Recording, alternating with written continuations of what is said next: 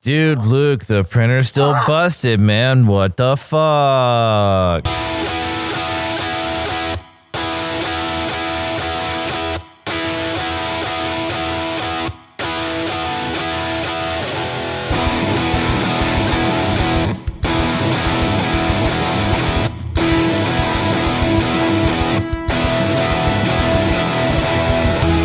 How's it going, everybody? Welcome to episode 86 of the Topless Robot podcast. My name is Ryan.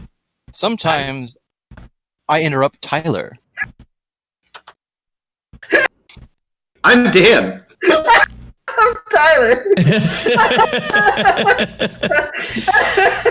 And surprise! Nice, clean start to the podcast today, everybody. God, yes. Well done. Everything is going just great. Everything is going perfect. Everything is honestly, great. this morning was a nice harbinger of how this was going to go. Yeah. Anyways, right? Do you want to jump right into that? Might as well jump down that hole. Oh, God. So, Boo! It comes out the hole! Out, not in! I was just taking the piss out of you, Ryan. Oh, God. I'm gonna boot you from the call. I'm gonna boot you from the call. That one was good. Sorry. I don't know if he has the stones to boot anyone from the call. Bye. Brooks, I would boot you, but it would be another half-hour attempt to get you back in some serviceable form. What? How do I answer the call? So, can you hear me? Can you see me? I woke up in the middle of the night last night, and this is probably going to be a bit of TMI for some people, but goddamn it, fuck you. This was a harrowing thing because I spent the morning in the ER this morning, and What? You got heroin? it was In the ER? it was not for the Rona. I woke up in the middle of the night last night and felt like I had to pee, kind of like my urethra tingled. And so I got up, went to the bathroom, or tried to. Not a lot came out, and I still had the feeling. Went back to sleep, got up, woke up again and still had that same feeling, tried to pee again, and nothing really happened. Went back to sleep. Woke up at 6 o'clock in the morning and my side really hurt. Like it was like in my guts, but it wasn't like a normal stomach ache. It was just my left side. And it almost, felt like I had to poop or something like that. But I knew something was weird about it just because it was only on the left side. And so I'm, kind of like I went and sat on the toilet for a little bit and like hoped that it would pass, and realized that it was absolutely not going anywhere. In fact, it was just getting worse. And so I woke Jasmine up and just like went, I think something is wrong. And did a little looking online, like it could have been a UTI, or it could have been, something or other, or it could have been kidney stone. Surprise, surprise. Stone. It was a kidney stone. What you think, Rona. I've never had kidney stones in my entire life. And actually, I ticked a lot of never before off the list today. Never had a CT scan, never had an IV drip. So we go to the ER, and by now, like on the drive to the ER, Jasmine asked me where my pain level was. And I'm like, I don't know, it's like a constant 4. By the time we got to the ER, it was like a 9, and it was staying there. And it was like I was very restless. I kept trying to get into a position where it didn't hurt, and it wasn't working. Like sometimes I'd feel a little bit of relief, but it was probably some illusion that I had done anything to make that happen. So they wheel me into the ER, and they right away get me on an IV drip and give me morphine. So that's another first. I've never had morphine before. And eventually that pain kind of went away, and I was happy because I didn't feel like high. I felt lucid and just didn't have any pain. And so for then I was like, okay, this is great. I'm fine. And dude comes in, wheels me into the CT scanner, which I've never actually seen one in person, and has me get on the thing and like hold my arms up above my head while this thing like slides me inside. And I'm not a claustrophobic dude, but that was kind of claustrophobic. Like it made me feel a little claustrophobic. And like it pulls you in, and then there's this automated voice that goes, breathe in and like hold the breath. And I'm like, okay.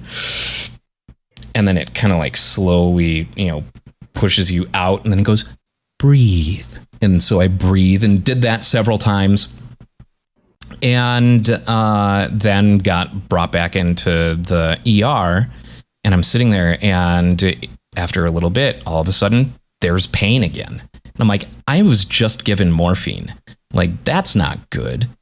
And so I called for someone because no one showed me where the call button was. And I'm like, excuse me, hi, can someone please help me?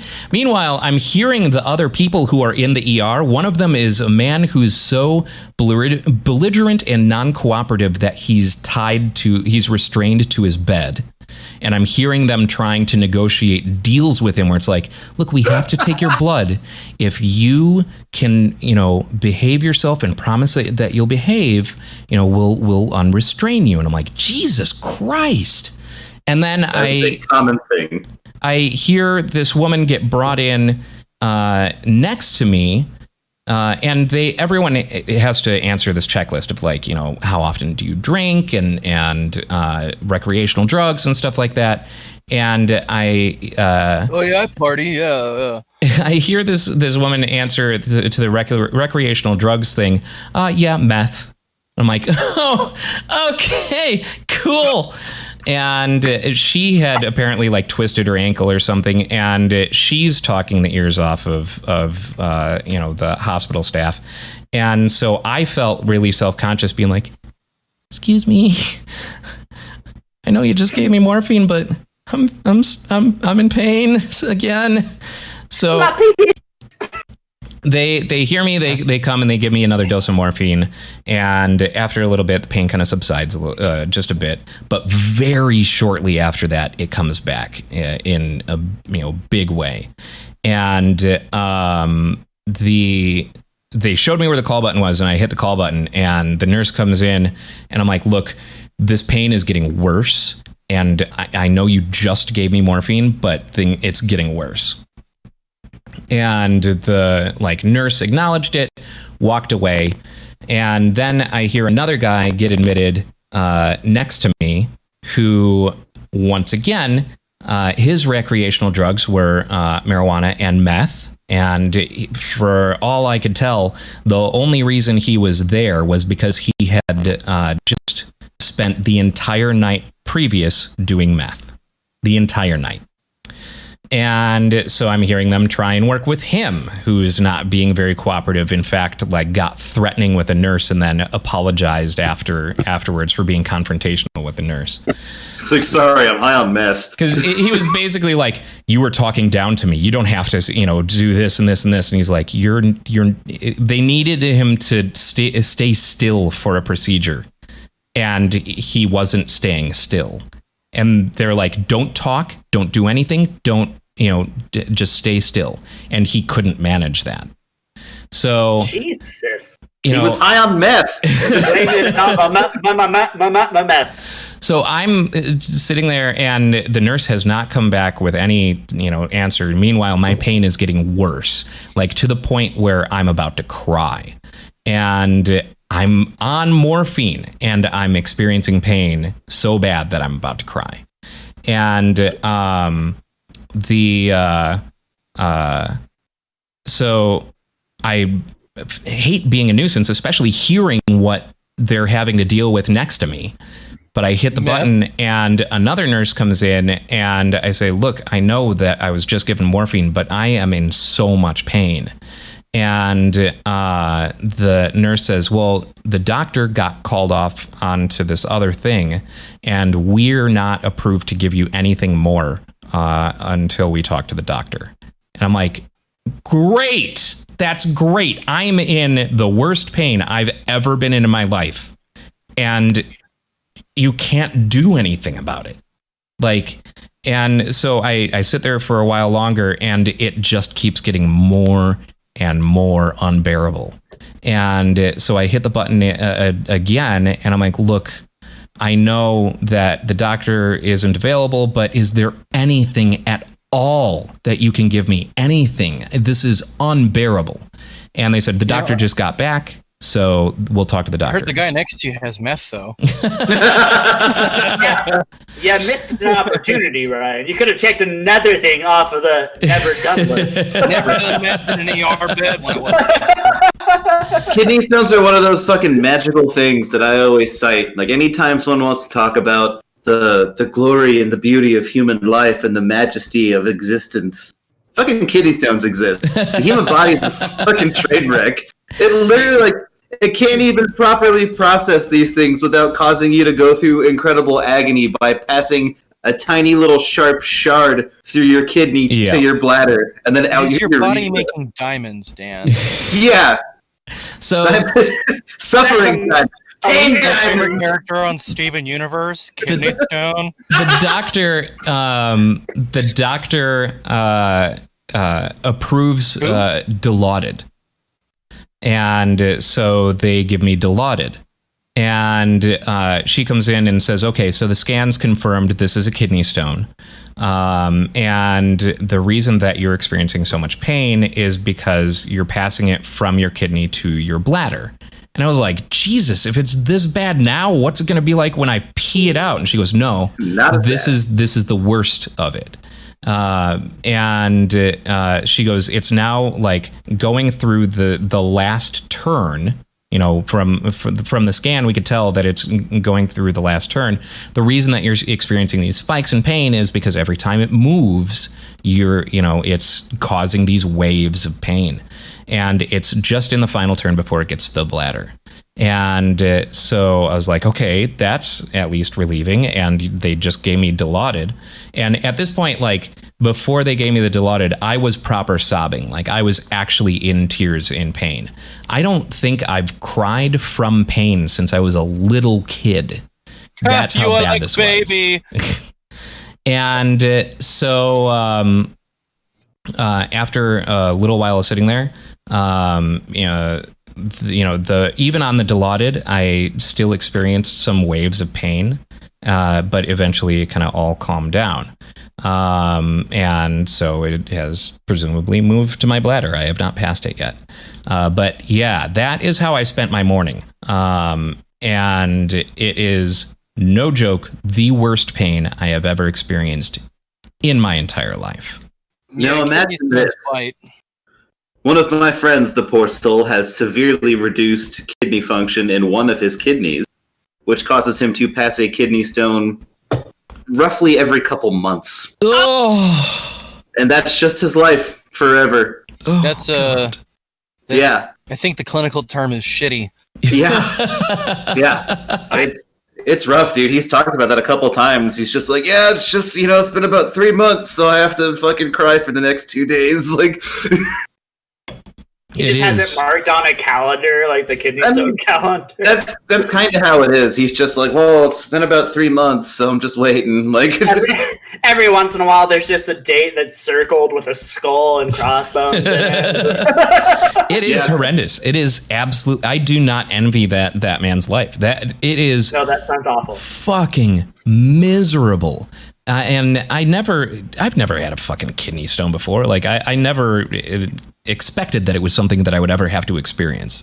And obviously, the thing that I always thought was the worst is, like, whenever it's been portrayed in popular media, the screaming comes when you're peeing, when you're passing the stone.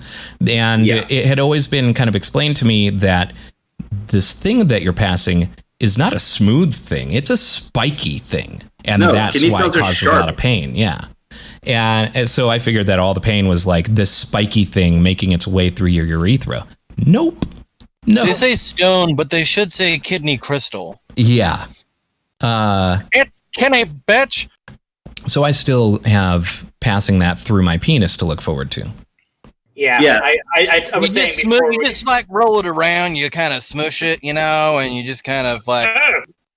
And what's fun is in the aftercare instructions, because they don't know what kind of kidney stone it is, I have to pee in a mason jar and sift and then pour that pee.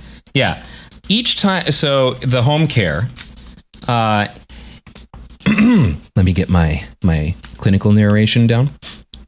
Each time you urinate, do so in a jar. Pour the urine from the jar through the strainer and into the toilet. Continue doing this until 24 hours after your pain stops. By then, if there was a kidney stone, it should pass from your bladder. Some stones dissolve into sand-like particles and pass right through the strainer. In that case, you won't ever see a stone. Save any stone that you find in the strainer and bring it to your doctor to look at. It may be possible to stop certain types of stones from forming. For this reason, it is important to know what kind of stone you have. Yeah, Yeah. it's rough, dude. I passed a stone, and I actually still have it. Really? You kept it? No, he's Brookswood. making a joke. Fuck you. No, He's I making have a passed. Brooks I have joke. passed one, but it was just ow. I think this is a kidney stone. It wasn't like it was definitely a day's worth of. Do I have a UTI or? And then afterwards, nothing. Yeah. Go ahead. Oh, I should say I passed one as well. I remember very vividly waking up in the middle of the night when I was staying with my ex and rushing to the bathroom and screaming for 4 hours, something like that. And I just sat there on the toilet, and like every once in a while, it would just like that, exactly like you're saying, those waves of pain where they would just like go through you, and it's like that much worse, and you're just like ah, and like I sat there. Now, Screaming at the top of my lungs, and I ended with it going into the toilet, and I was just like, how long little did it Tenny take fan. for your ex to figure out that it wasn't a normal amount of screaming coming from the bathroom? Apparently, no one heard it. I was in a fucking house with 3 people. Everyone apparently sleeps like the death in that house. Because the next day, I went to bed and I'm like sweating and like just like exhausted. It was like I went to bed at midnight and I didn't actually go to sleep until 5 a.m. after passing that thing. And the next day, I'm like, I'm sorry that if I was like keeping you guys up last night. And she's like, what are you talking about? And I'm like, you didn't hear me screaming bloody murder for 4 hours straight? Like, what's wrong with you? as the truth is often grim, Ryan, it's roughly 13% of men that will have a kidney stone at some point in their life. It's actually really common. But you want to know what the worst part is? What's that? After the first time you have one, the likelihood of having another one within 5 years is about 50%. Yeah, that's actually, so it's on the thing here. It says, hold on, so first off, the size of my kidney stone is 2 millimeters. That's so fucking big, and that sucks. Yeah, it's massive. Each year, for the next 5 to 7 years, you are at risk that a new stone will form. Your risk is a 50% chance over this time period. Yeah, and you want to know, I'm sure you've already been told this, but as you're someone who likes to brag about not drinking water very often, not drinking water is one of the main causes of kidney stones. Well, but recently, since I got that thermos that tracks your water intake, I've gotten significantly better about drinking water. Though not certainly. necessarily since quarantine. Since quarantine, I went back to bad habits, but it's bad habits that I've had my entire life that haven't affected me throughout my 20s or 30s. Like, it's not like I started... They usually hit you when you get into like your 30s and 40s. That's why. I mean, it's just the truth sucks. And also, you hit the roller coaster peak, man. Yeah, it's all downhill from here. I can't imagine the artisanal blends of Kool-Aid and Mountain Dew have done you much good either. Yeah, you're not wrong. You're not wrong. Like that nasty peach Mountain Dew stuff they had at KFC for like a second. You guys ever have any of that? No, I never had that. Yeah, that was like front-loading diabetes. I make a directly point into my bloodstream. I make a point of not paying attention to the things that KFC releases because, much like it seems to be the origination of things that are trying to kill us more often than not. I told you guys about the Trouble Down, right? Yeah. Okay. We all know what I think about KFC. Yes. Now, I have a good question for all of us. Does anyone else have a great hospital story like Riot's? I got to put a cath in a 90-year-old lady when I was working in the ER for I remember for you my talking clinical. about this. I think you did. I think this came up on the very first episode of the podcast. Throwback. Yeah. Talk about a throwback. Since then, I've had a fun story at the hospital. That's new. Oh, yeah? What happened? I can afford fun stories at the hospital. I don't have insurance. I smoked a bunch of meth, and this morning I was actually in the hospital shouting about doing meth all night. And then some blue-haired asshole started screaming about crying about his pain. I was just like, God, wait in line. No, a little bit ago, I had I'm pretty sure it's from before after that podcast, after that first podcast. I had to go to the doctor because I thought I was having appendicitis. And I went and they scanned me, they took blood tests and everything like that. And then I sat there forever. I was in the emergency room forever, and they're just like, "Okay, hey, here it is. This is what's happening." And then all of a sudden, they're like, "Okay," they come out with a wheelchair, and they like start taking me up to the room. Or they're like, "Okay, we've got a room prepared for you." They wheel you into the room, and there's just an open casket. No, they wheel me up to the room, and they're like, "Okay, so you're gonna have to stay the night. Your procedure's in the morning." And I'm like, wait, hold on a second. My procedure for what? Procedure for what? Do I have appendicitis? I've not been told if my appendix has any issues yet. Like, no one's told me anything. I went and got the test, and then you came out with a wheelchair. That's terrifying. What's going on? And like, I'm next to the bed, and they're like, okay, just like click the thing if you need a thing, and then here's your nurse. I'm like, hold on a second. You need to tell me what you're doing, giving me surgery. We need to step this back a little bit. I feel like the information has not been shared. Exactly. And what happened was there was another person named Tyler Fleck in the hospital. Oh my God. A mix-up. Yeah. Wow. That had appendicitis and actually had it, so that he actually needed to get it removed. Oh, Two Lindsay wow. Lohans, two Tyler Flecks. So What? One Lindsay So, Lohan is too much. Similarly, one Tyler Fleck is too much. yeah. And he was also Hispanic. And he looked nothing like me. I actually saw him as I was going. I'm like, how did you make this mistake? Well, because probably people who never saw either of you were making giving orders on who to move where and what. Yep, very fair. But like, when I was like, hold on, I've not been told anything yet. They're like, we'll go talk to the doctor. And they come back and they're like, oh, yeah, well, our chart was wrong. You're the wrong person. There's another person named Tyler Fleck in this hospital that actually needs their appendix removed. You need to go back down, and you did not need this. So if I hadn't said anything, if I did an appendix, and I would have stayed the entire night and had my fucking appendix removed for no fucking reason. Oh my God, could you imagine? Actually, honestly, so you don't need your appendix. No. And that's malpractice. Yeah, that's exactly where my brain was going. I was like, man, you get some money. I probably should have just sat there and let them take it. I've been fine with this coronavirus. He needs the extra $2,000 a month from the government. Yeah, right. That would be an amusing anecdote that you should have done for the show. You should have gone through with it. You should have just kept your mouth shut. I'm not as good as you at committing to the content.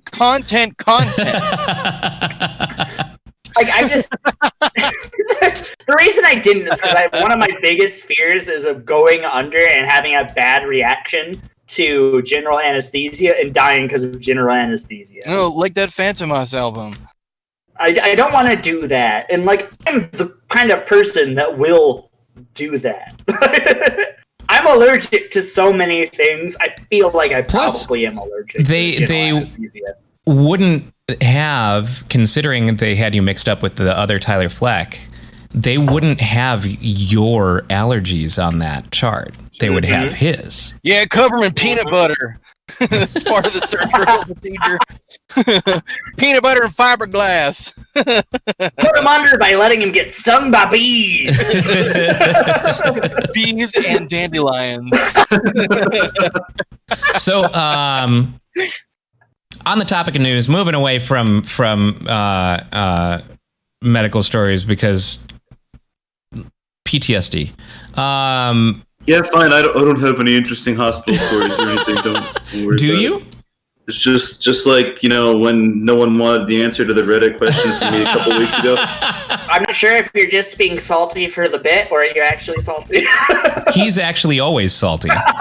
Yeah, that is true. He's like just channeling his saltiness to the bit. Yeah. It's a yeah. He's not salty because of the overlooking. It's just a conduit for the salt. Much like last time, where I did in fact have an answer to this, I am going to choose not to because Ryan skipped me again. I just wanted to move away from hospital stuff, man. That's fine. On with the podcast. We've got news to talk about. The podcast is half over. Fine. So, joining the groups of old canceled TV shows getting together on Zoom calls, Community is doing a table read format of one of their episodes, and it's a fan favorite. Surprise, surprise, Chevy Chase will not be participating, and I think that is by design because no one can stand him. And they're doing the episode where Pierce dies. Donald Glover is going to be a part of it. Pretty much it's Jim Rash and all those great actors are going to be all in that. So as Community is easily one of my favorite sitcoms of the past decade plus. I am really looking forward to that one. I just watched through all of Community for the first time this last 2 weeks, actually. What'd you think? I fucking loved it. I tried starting to watch it back when there was actually only one season. So what was that, 2011, 2010, 2009, something like that? And I think I was in a bad emotional place because I watched a couple episodes and I fucking hated it. So I can't remember. I know you mentioned that you had started watching Community. Did you watch it on Netflix or Hulu? Netflix. Yeah, Netflix. Oh, that's right. I think I brought this up on the podcast before. If you're wanting to watch Community, don't watch it on Netflix. Because why? The version of Community that's on Netflix is the DVDs, and the version of Community that's on Hulu is broadcast. And in several episodes, a lot of jokes are cut out. And so the pacing is, I started, I saw that it popped up on Netflix and I started watching the first episode on Netflix. And I know that series so well that I could probably quote the entire first episode from beginning to end. So when it starts missing bits and things are cut differently, I'm like, hold on, what the fuck? And I looked it up, and apparently there's a different cut than broadcast that made it to the DVDs. And I don't know the reason why. I can't find any explanation for it anywhere. But for whatever reason, it makes, to me, having watched it when it was coming out, it makes that first episode way worse. It's a much slower roll. For Community, when I was watching that broadcast, I didn't need 3 episodes to decide I was into this show. First episode out the gate running, it was fine. But if I had been exposed to that Netflix version, I'd have been like, yeah, I don't know about this. Interesting. Yeah. I did not know that. Well, I enjoyed it on Netflix, but That must have been the episode where we had other you on. Oh, I feel like different universe you. yeah. No, because I think what made me bring it up was Tyler had mentioned that he had started watching it. Well, I finished it, and I love it. I loved every second of it. It's a even great the season series. without shit. Why am I totally blanking on his name? Without Troy. Well, not the season 4, which was not directed Without by Dan Harmon. Yeah. Dan Harmon. Thank you. Yeah. When, Even that season was not the best season, obviously, but it wasn't bad. it was Everyone hates on it so bad, but I thought it was funny. it was a fanfic season of Community. Because it was people who kind of got Community but didn't really get Community. It was still good, but it was noticeable when Dan Harmon came back. They make many references to it, and it's hilarious. Yeah. Like the next season, they're just like, remember that whole last season that didn't exist? Yeah. Basically. But yeah, Community is definitely one of my favorites. In other news, Elon Musk is a fucking psychopath. He's he named his kid Kyle. Aeon, AE, whatever that character is, and then a bunch of Hey, when you're that rich, you're allowed to pretty much do whatever you want. No, sure. Yeah. That kid's gonna fucking hate him. Well, that kid's already going to be an alien being surrounded by opulence for his formative years. Yeah,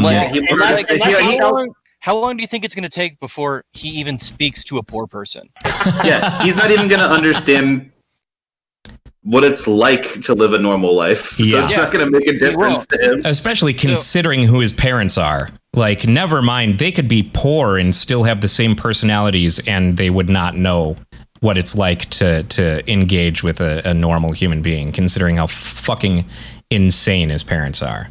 Yeah, they're pretty wild. And According to Elon Musk, he's selling all of his earthly possessions. For he some will fucking own reason. no house. He said that he thinks that Tesla's stock is too high, and it immediately dropped because he said that, which means that he may be breaking an injunction placed against him by the court for having things that he says on Twitter that might impact the company cleared by the board of Tesla.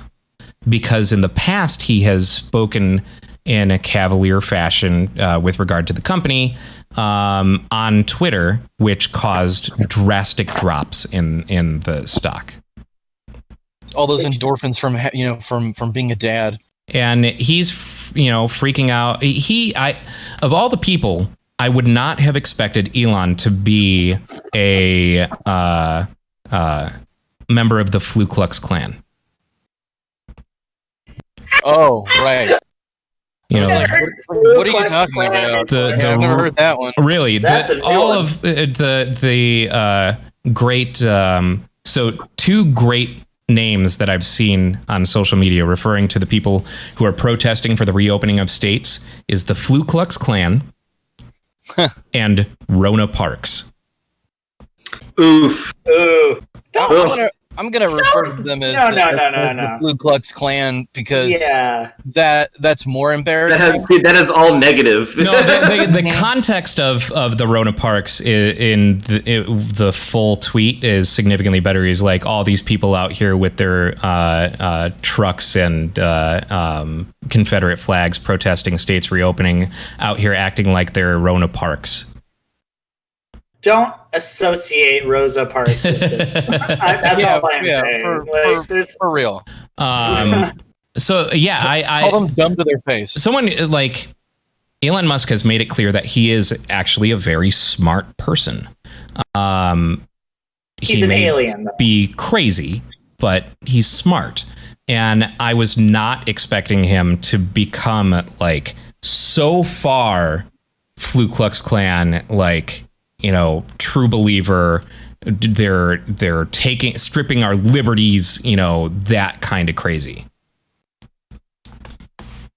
And he's apparently, because California is staying locked down, he is apparently moving Tesla.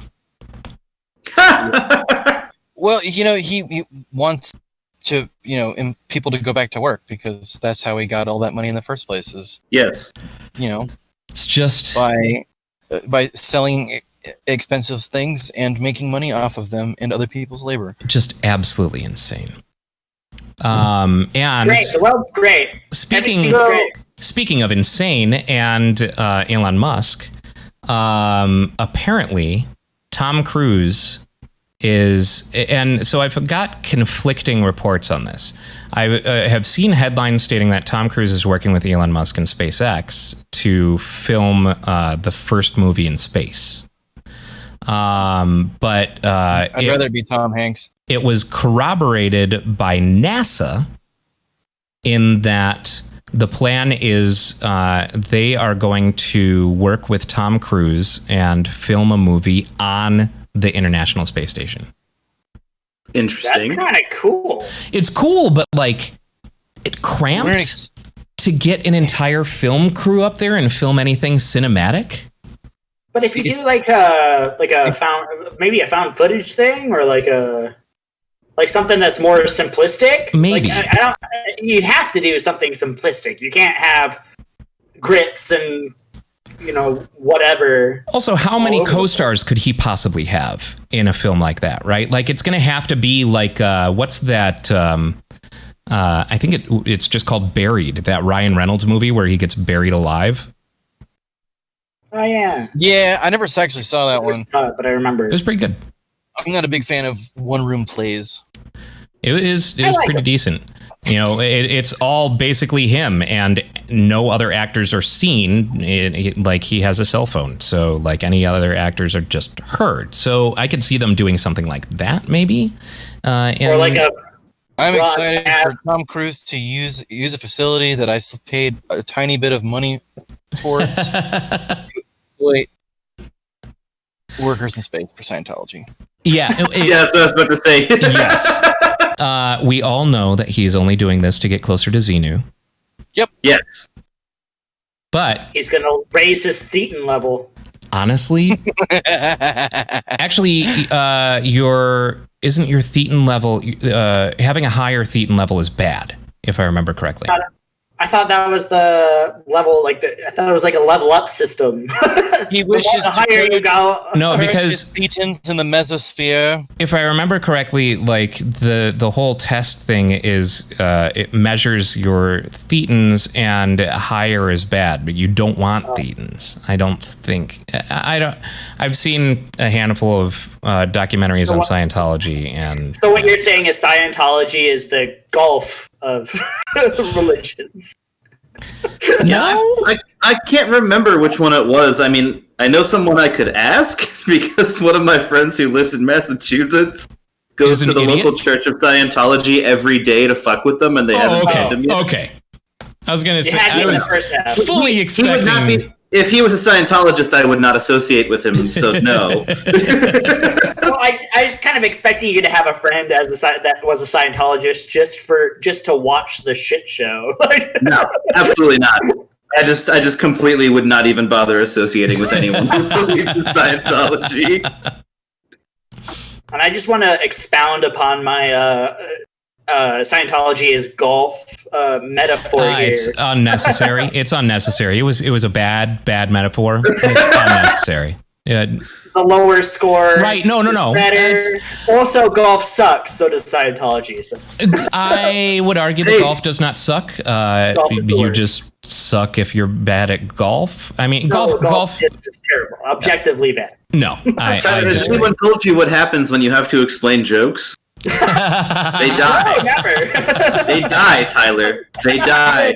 A painful death, screaming ever long into the void, never to be laughed at again. Did you know that a thetan apparently weighs 1.5 ounces? It weighs more than a soul That's wild. because a It soul is. is supposedly And you know- 21 grams. I think so. I don't know.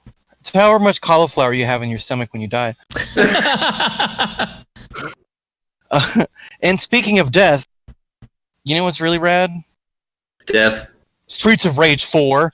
Yes. I transitioned twice last time, and you cut me up to talk about McFarlane action figures, which Look, they're fucking but rad. the game Okay. was new last week, and now the game is not as new, but I still want to talk about it. Okay, go on. I Fucking was rules. actually surprised that you didn't talk about it more last week.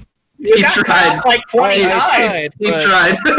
I had someone with blue hair actively working against me. Which is why Fuck, Like, who was gotta that? go fast past My- that. Don't they like know that kidney blue hair is my brand?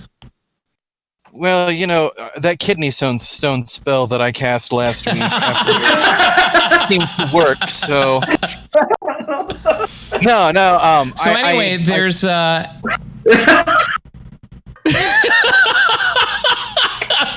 was hoping he was just gonna leave the call for a second.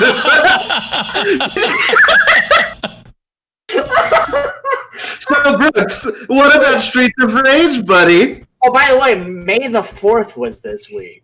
And, Hey Dan, have you played Streets of Rage? Yes, Brooks was actually kind enough to purchase it for me, Oh, that's nice. but I of will him. let him do the talking.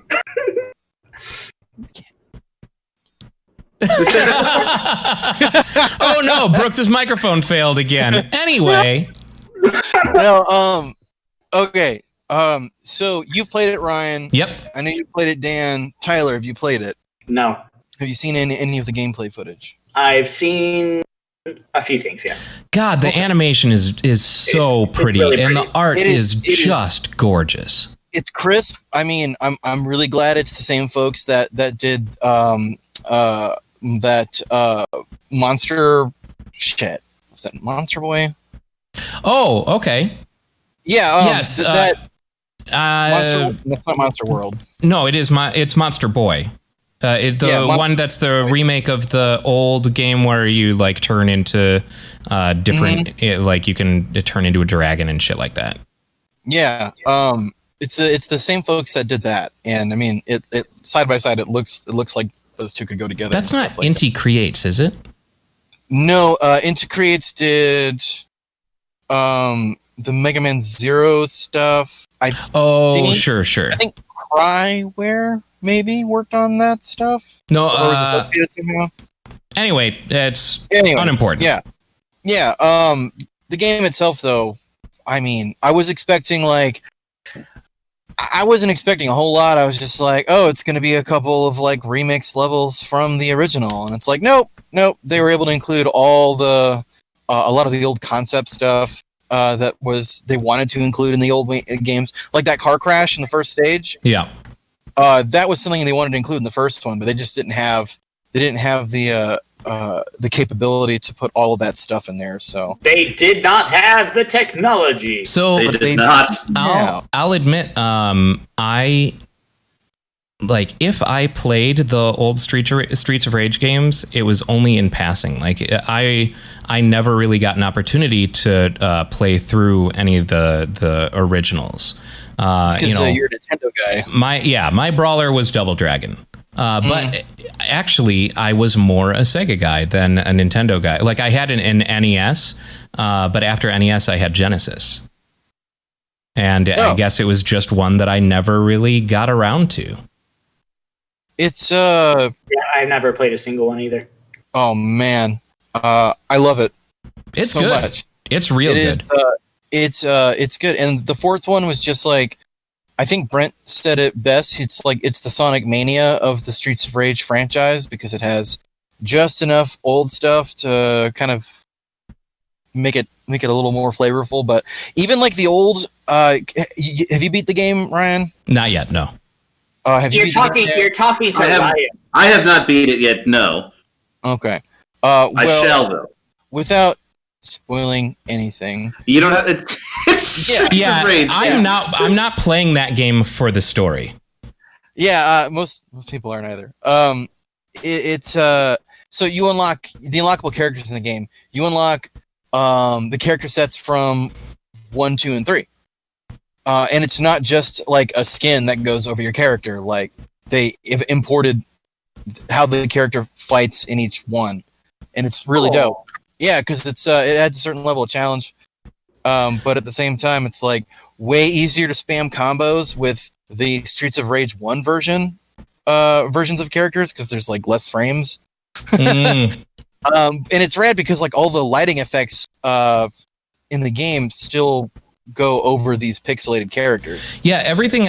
So I've seen screenshots of the unlockable pixelated characters, and they look super fucking. So it's like in the Tomb Raider series where you can get like the original Tomb Raider model into Shadow of the Tomb Raider, and it's that weird juxtaposition of the incredible hard edge polygons with this beautifully rendered backdrop and lighting. Yeah, it looks absolutely ridiculous. Yeah, it's Mario. super ridiculous. I love that like an juxtaposition RE2. though. Yeah. And Mario Odyssey with Yes, with the classic, yeah. With the Mario 64 outfit. Yeah. I love it. Yeah, I've seen that one. I think the last thing I really have to say about Streets of Rage is the soundtrack they did for the game is fucking on point. It's killer. It's rad. Yeah, It had to be. I mean, if it wasn't, it would have fallen flat. That game is like a big part of that game is how rad the soundtrack is. Yeah, if it fell apart, it'd just be Final Fight.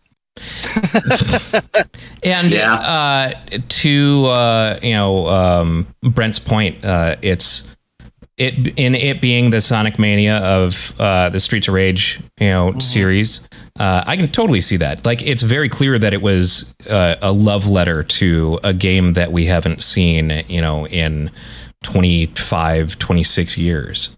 Yes, and it's glorious. And that's the end of my Streets of Rage.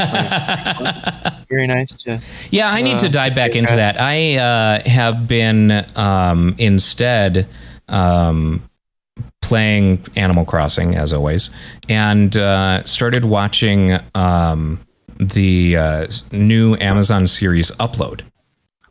I've had like 5 different people tell me to watch that this week. It looks good. It's very good.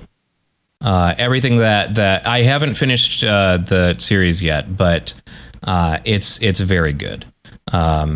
Basic concept being you don't have to die when you die. They can upload your consciousness into a virtual world. And San Junipero. yeah, I mean, it is very San Junipero. But those. So the living can get VR suits to visit the dead, and you're basically, when someone is paying for you for your data, your monthly data, in order for you to exist in this world. So there's like an entire section that they call the 2 giggers, where their monthly data allotment is 2 gigs, and they get practically nothing. And once they hit that data allotment, they just freeze in place until the next month.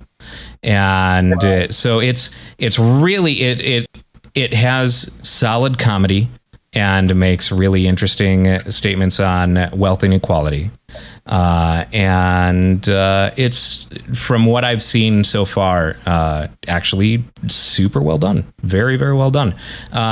It's another one of those Amazon surprises, right? Like, I feel like I didn't hear about this before it happened. Just all of a sudden it was there, and then I started seeing trailers, and I'm like, oh, okay, that seems interesting. I'll give it a shot. Yeah, they've kind of put out a couple of sneaky things. Like, I have not seen it yet, but like Tales from the Loop. Mm-hmm. I've heard that was good. Honestly, I've been taking kind of a break from watching new TV series this week, because there's a guy that watches more movies than TV typically. Sure. This whole sitting home thing has been the perfect opportunity to watch some TV. Yeah. Every fucking show that comes out now has to have like incredibly heavy emotional stuff in every goddamn one of them. And it's just like, you want to laugh about something? Someone's parent dies in the show, and it's like, fuck, man, I just want to like sit on the couch and like watch something light that, you know, doesn't suck and that isn't 20 years old like I usually do. Then watch Santa Clarita Diet. Yes. I've seen quite a bit of Santa Clarita Diet. So Okay. good. It's pretty good. By the way, if I ever die and I'm able to be uploaded into some kind of virtual reality, I would choose to be uploaded into City Escape from Sonic Adventure 2, so I could just listen to that song on loop and collect Chow parts for all eternity. I will damn you to Dell, sir. I fucking challenge you to listen, like, from the moment you wake up until the moment you go to sleep. One day, listen to Escape from the City on loop. You act like that isn't... And tell me that you can survive. I'm being serious. This is a challenge. This is an actual challenge. Listen to Escape from the City on loop for one day from wake to sleep. And then come back and tell me that you can handle that for an eternity. Yeah, no, I don't believe it. I don't believe you could do it. You act like it's not already stuck in my head. It's one thing to have it stuck in your head. It is absolutely a different thing to actively hear that song throughout Tyler, your entire day. Trust your feelings. You've got to live and learn. There's only one way to find out. See, no, don't worry about it. You'll have it in your world that we have to upload you into this exact world, and I'm just going to upload you into Pumpkin Hill instead. Yeah, crap all day. No, we're going to upload you into Five Nights at Freddy's instead. No. No. I don't like this. That's too mean. We have to upload him into Fortnite. And we'll only pay for you to have the tomato head skin. Yes, you can only be Vito Pepistoney. Remind me to get Vito out of storage. Considering so he gets brought up on the podcast a surprising amount, you need to be ready with him. I honestly assumed when you said storage that you meant garbage. No, I didn't throw it away. Why would I throw that away? I hope not. I spent a good $2 on that. He actually has a shrine like Helga from Hey Arnold has in his closet, in her closet. Oh, but it's with Vito Pepistoney. Brooks is off to retrieve. He's grabbing tomato head and destroying my eardrums all at once. I mean, that is what Vito Pepistoney brings. Get don't like the it. Pepitone. I don't like it. Oh, he's alive! Hey, it's Vito Pepistoney. Vito Pepistoney. Look at our friend. I'm assuming he's gotten you through many days of quarantine. I can't believe he's not T-posing right now.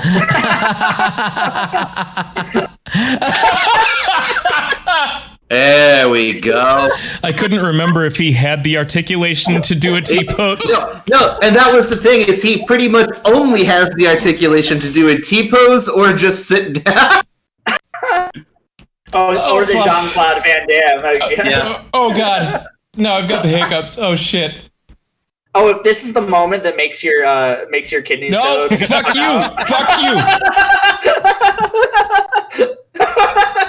This will be the legendary episode. Don't curse me. For since Christmas. Brooks is gonna leave the tomato head T-posing on camera. Then his camera feed's gonna cut out for like 5 seconds. We're gonna see Brooks hanging from his ceiling fan, just spinning slowly. Listen, man, I've lost some weight, but I don't think I've lost that much. It's coming down. I'm just saying that, Ryan, I think that we've earned the right to name your kidney stone. I've already named it. His name has to be Vito Pepistoney. Ooh, that's good. That's good. Yeah, that's a good one. Tyler, you managed to the clutch there. Mr. Shrimp, if you would, you are free to plead your case on what you think it should be named. Oh, he thinks it's got to be. No, I was very high on Dilaudid on the drive home from the hospital, and I turned to Jasmine. I said, I don't know why, but I feel like I have to name the stone. And for whatever reason, my brain just immediately said Arthur. So the stone is named Arthur. I have no idea why. No idea why. Wait. How about you compromise? Use him as a gavel right now, Brooks. Pick him up and hit him on your desk. Case closed! No, I like that because you could also make a joke out of that one, Ryan, and just say, it's P. Arthur. Actually, Jasmine made the connection for me of the sword and the stone. That was where my brain was going when you said Arthur. Yeah. I had no thought process behind it because I was stoned out of my mind. So just for whatever reason, my brain was like, Arthur. Sorry, it's Vito Pepistoney. Yeah, no, it's Vito Pepistoney. Yeah. We could also do a Twitter poll. Yeah, right. See how that goes. Yeah, we can do a Twitter poll that no one will vote in. Cool. Yeah. God, now I have to name this episode Vito Pepistoney, but we already have an episode named Vito Pepitone. Yeah, but that's a fun callback. It'll remind people. And in spelling, it's literally only going to be the addition of one character. It's going to be an S. Look, you can only play the hand you're dealt, Ryan. Ah, fuck. Look, Or you could just add a part 2 at the end of it. This is what I get for only for having fully freeform podcast with no real Freeform jazz, goal. man. Vito Pepistoney, The Reckoning. I like it. Oh yeah. So Not enough water under the bridge. Not enough water flowing through Ryan's body. I have another thing to share with you. So I found something in my basement last week. Was it Dan? No, Dan's right there. He'd be in 2 places at once. He is a wizard. You said last week. This past week. And also that would not be proper social distancing. In the closet in my basement, on top of a shelf, I found a couple of notebooks in some plastic baggies. And that's where my brain's going. No, they belong to someone whose name I will not disclose. Some of this stuff is just weird. So here's a half-written note or partially written note, dated November 23rd, 1997. And some of the stuff in these notebooks are songs that they had written that date back to 1955. Well, obviously we have to steal them now. Oh, I don't know. Once I sing you one of these, you might change your tone on that. Quick in the podcast. Here's the half-written note.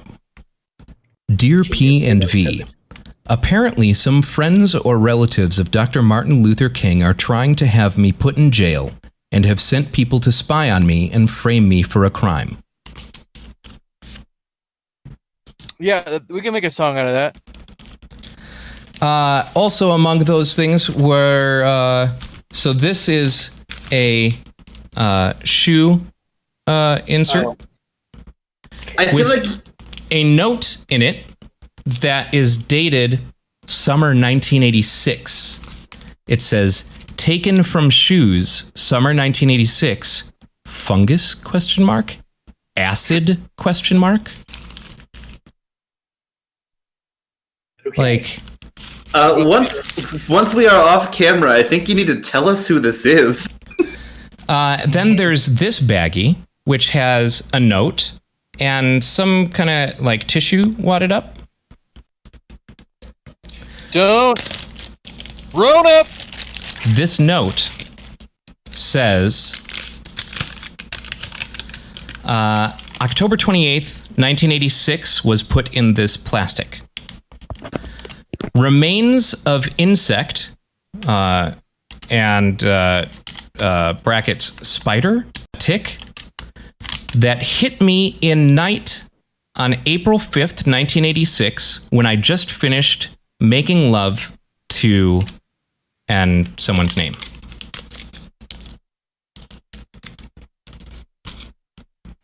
Okay, have you checked your basement for hidden doors? Because There I'm like, might be a door behind that bookcase in the in the closet. I'm not 100% sure, but I'm like 45% sure that you have someone living in your basement. And then Yeah, I'm with that one. these two notebooks, which are filled with songs and scripts and script notes and script ideas. There's one song in particular. Camped out in your house. There's one song in particular that I would like to read to you guys. That is called Tiger Ride.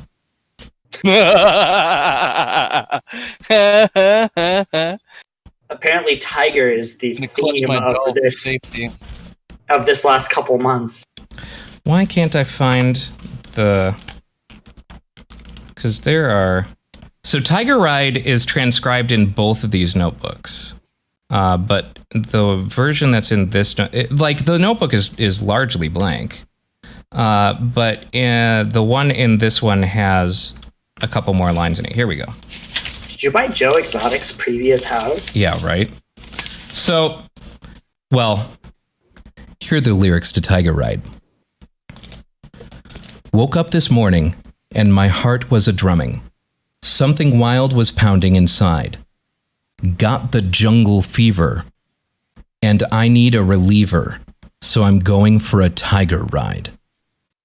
It will do something to you. It sends a thrill right through you, and it will chill you inside. Get your feet off the ground and watch the way you sit down, 'cause you're going for a tiger ride. Honey, Did you find you're my tiger. what? I want to ride you. My sexy tiger, I want to ride you. Oh, you found Barry Goldwater's campaign notes. And then there's You found Royal Horns. Those also actually sound like believable 1980s lyrics. Like, here's a song called Invisible Dracula. On the highway of your life, he wants to eat your emotions. He has nothing to do but to watch you with devotion. He sucks on your soul and fills it with commotion. Invisible Dracula.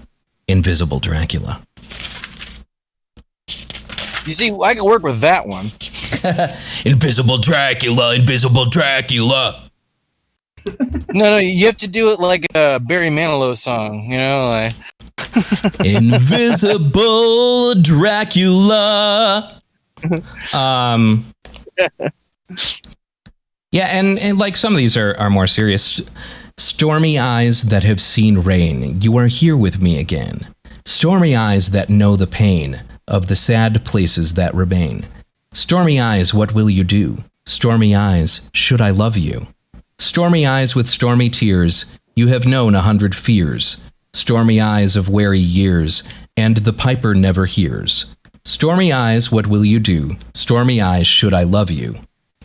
Sounds like a weird Shel Silverstein poem. yeah, I was just gonna say it sounds like I hate it. And then, so some of the ones in this one are actually dated. Clearly they weren't written in the year that they're dated, but they were written and they transcribed them to this notebook.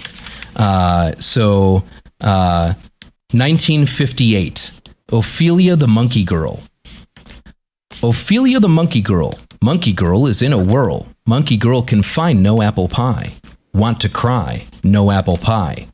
Monkey Girl tell Fire Eater. Fire Eater's name is Peter. Peter says he'll get some apple pie. No have to cry, I will get pie. Peter tells the Jungle Man. Jungle Man, he ran and ran. Ran and ran and get the apple pie. No have to cry, here is the pie. Ophelia the Monkey Girl no longer is in a whirl. Monkey Girl is eating apple pie. No have to cry, here is the pie. Okay, sorry, that's a Shel Silverstein poem. Like, I wasn't sure where that was going for a second, but as someone who's I think that I'm pretty well read, and I've read lots of examples of poetry, and I think that just sucked. Yeah. So then there's screenplays. So here's a screenplay for a movie called Cry Softly, the struggles of 2 generations of single mothers and children without child support, and lists the characters and things. Actually, there was something. Yeah, here we go. Make a full version, a full video of like acting these out. Yeah, I'm down to do a table read. Notes for The Day the War Ended, which is another screenplay by this person. Use song with lyrics, joy to the world, all the boys and girls, joy to the fishes in the deep blue sea, joy to you and me. Find out who owns the song, use song in last scene. Last scene, walking on the streets of Washington, D.C. with ticker tape across buildings announcing end of World War II and people hugging each other with joy. Rolf, Laura, something, and Anna walking. Characters: Rolf, over 30, white male, muscular, strong enough to carry 2 children. Prefer Arnold Schwarzenegger. Laura, age 28 to 40, white female with black hair. Anna, age 4 or 5, blonde white female. Louis, age 8, mulatto male. Oh no. Wow. Yeah.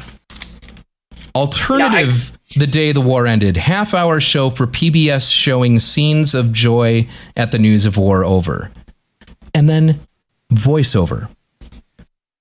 War feels like there is a giant dinosaur on the loose, stomping and killing and eating everywhere that could attack you any minute. There is a terrible tension in the air. When the war is over, it feels like the dinosaur is slain, and we can all relax and enjoy ourselves again. How relatable. I want what he's smoking. Oh, that'll be meth, sir.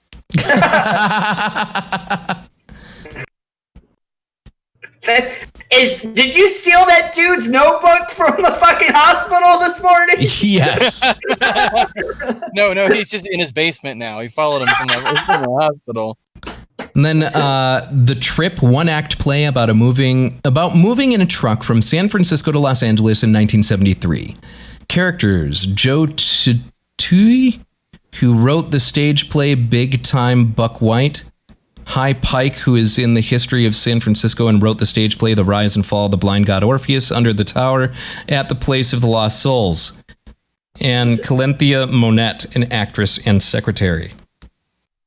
Yeah, so it just some of the weirdest shit, including like among the things were newspaper clippings that were like dated in the 90s, as well as an issue of Weekly World News, and one of the clippings, interestingly, was from like 1995, and had letters to the editor. And there was a scathing letter to the editor with regard to Kurt Cobain's death. So it was just this weird, interesting time capsule that was sitting on top of a bookcase in a closet in our basement. Well, I am excited to learn the identity of this person when we are off the air. Yes. Message it to the group chat. But yeah, just digging through that stuff, and especially, I think the first thing that really threw me off when I was going through it, and I'm like, what the fuck is all this stuff, was this conspiracy thing about Martin Luther King's relatives trying to frame this person. Yeah, I was expecting more of that and less of whatever the hell. And then that all was. of a sudden, it's all this, songwriter movie stuff. That was beautiful. Yeah, honestly, truly an artist that was missed. yeah. I actively tried to find this person online, and could not. They have perished. Had some leads, but just could not find them online. We did, however, find out who it was today, and I'll tell you guys off after the podcast. But now we have gotten to the end of the episode. What is the question? Yes. I haven't figured it out yet. I believe in you. A lot of these are like, you need to be a certain expertise in order to answer. Well, I'm an expert at being an amateur. Okay, here's a simple one. What song will always be a banger? Now, Always. Let's establish what always means real quick before I give that answer. Do you mean like a song that I currently enjoy that will always rule, or a song that I have always thought was cool and will continue to be so? Or are we asking a more general question of what song will always be a banger, not just what song do we personally enjoy? I think more it's so gotta be that one. what Dan said. What song will the world continue to listen to forever? Yeah. I'm just throwing Queen's discography. I was just going to say, the first thing that came to mind was We Are the Champions. Because that gets played always, all the time. we will rock you. We are the champions. We always say. And obviously Bohemian Rhapsody is something that we all come back on regularly, but I don't think that Bohemian Rhapsody has the same universal appeal that things like We Are the Champions or We Will Rock You do, because the message of those is going to be co-opted over and over again for a number of different purposes, whereas Bohemian Rhapsody actually only saw great popularity because of Wayne's World. True. Yeah. Okay. All right. So, Kiss from a Rose by Seal. Oh man. No. Yeah, that song fucking rules. I mean, yeah, it's a good song. I don't know that it's going to outlive our generation. Let me see. It got popular on the Batman and Robin, the Batman Forever soundtrack. I remember hearing that all the fucking time when I was a kid, just out and about. You hear it in people's cars. You hear it in I think I was in a Sam Goody and it just played a couple of times. I feel like in order to qualify, okay, so the easier way to determine this is it has to have already survived a generation. That's fair. How about Back in Black? No. I think Little too. That's old, Grandpa. So I'm just not a big AC/DC fan, but I don't think that AC/DC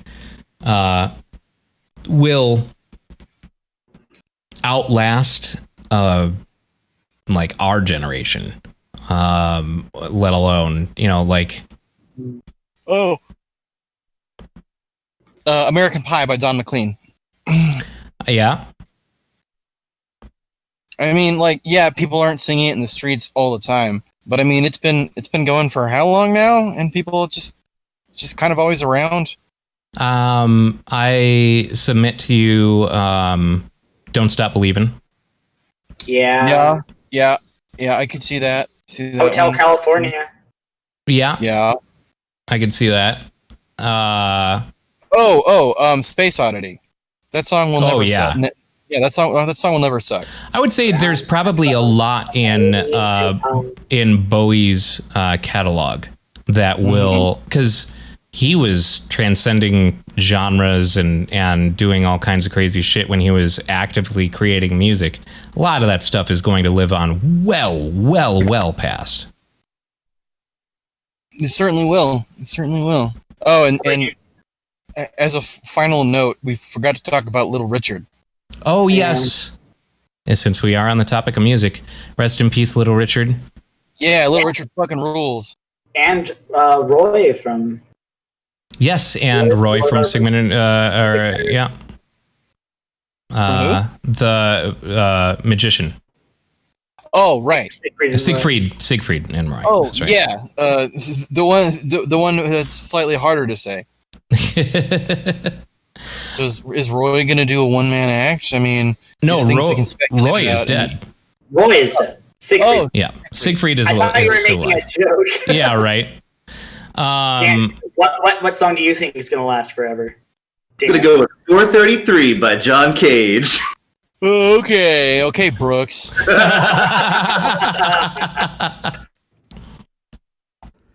Look, it's a legendary shitpost. It's something that anyone from any time period will look at and get angry about. And to me, that makes it a banger. Oh, It's well. a song that you listen to whether you want to or not. In that case,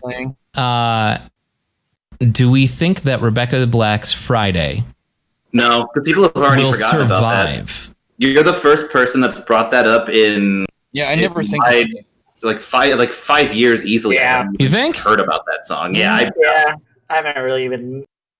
I only every once in a while think about it when there's a "where is she now" kind of thing. Yeah, it's like people that talk about Carly Rae Jepsen or LMFAO. Oh, Every day I'm shuffling. That guy from Korea, Kim Jong-sai or whatever, with that song Gundam Style. I think Roundabout will outlast. I think musicians of every generation that continues are going to bring it back to the collective memory. Well, Tom say that, but the only reason it was really at the forefront of popular media recently is because it was an anime shitpost. Mm-hmm. Oh yeah, I suppose. And the closing theme of right. That's why it was an anime. That's why it was an anime shitpost. Yeah. It's a JoJo's thing. Tom Sawyer, and if you were going to go musician kind of music, right? Well, Tom so Sawyer lasts forever. the reason that I say musicians are going to keep it alive is because bands are going to keep covering it. True. That one song that you sent over the group post, the whatever the band that covered that, I forget their name. Yeah, I don't know how to pronounce their name. Solid. But like the only Tom Sawyer cover that I can think of was done by, in recent memory, was done by Mindless Self-Indulgence. True. Well, no one can. There's not a lot of Rush covers. There aren't a ton of Rush covers, but that same band did do Subdivisions. It's like a very specific type of band. Yeah, to do right. a Rush cover. Hard to cover anything that Neil Peart does. Let's be honest. Yeah. And Geddy Lee has a ridiculous sounding voice, so it's hard to find someone who can do that too. So. Well, you've got it covered. Oh. I mean, it is both a compliment and a joke about the fact that you have a ridiculous voice. Oh, yeah, I'll take it. Pocket Bills Canon and D. Final answer. Oh yeah, there it is. That's the other one I was thinking about. All right, no, Brooks has the right answer. That's it. Thanks everyone for watching and or listening. We'll see you next week.